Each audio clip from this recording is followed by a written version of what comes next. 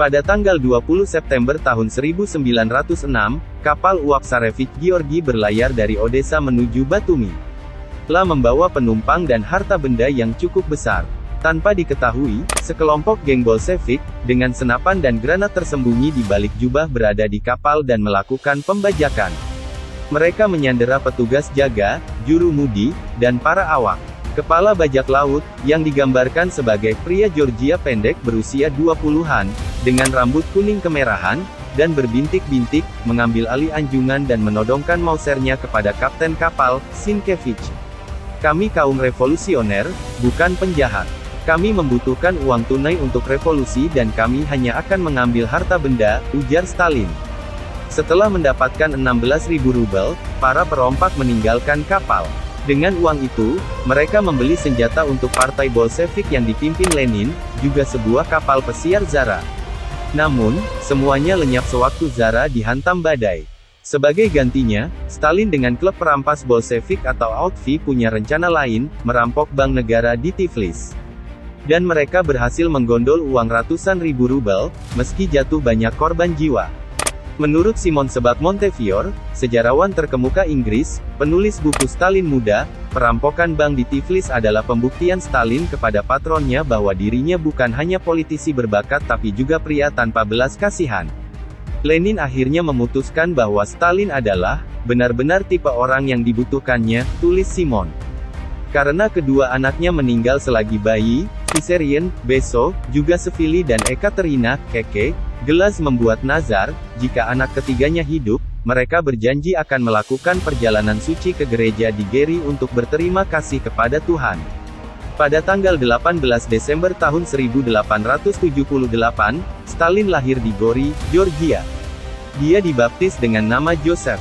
Namun Stalin kecil tumbuh dengan kekerasan.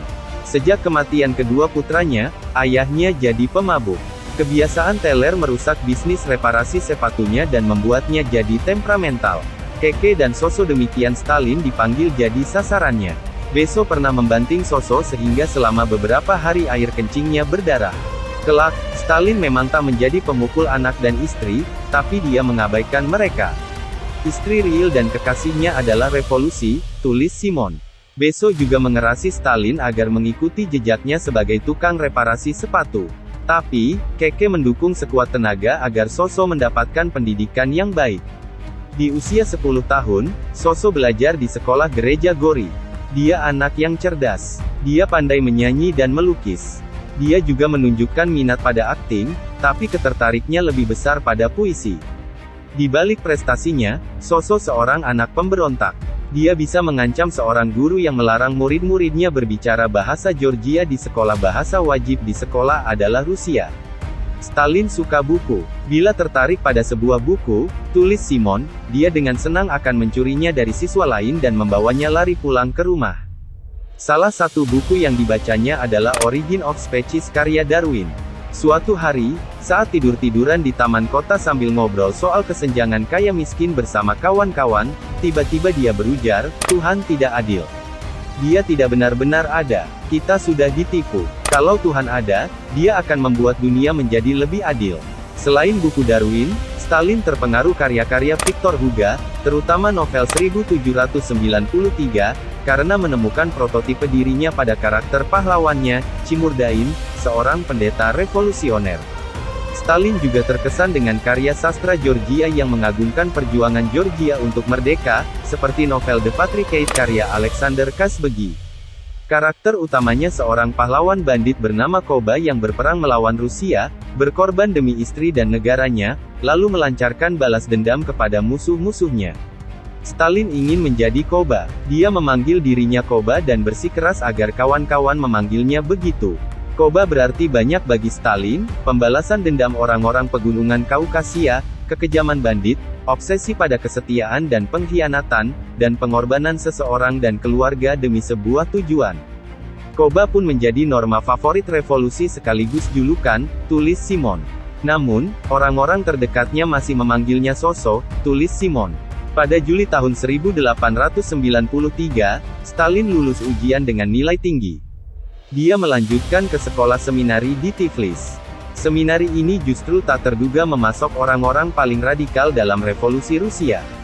Bahkan, tak ada satupun sekolah sekuler yang memproduksi ateis sebanyak Seminari Tiflis. Di masa ini Stalin mulai dikagumi sebagai penyair. Pada akhir semester tahun kedua di Seminari Tiflis, dia membawa puisi-puisinya ke surat kabar terkenal Iveria.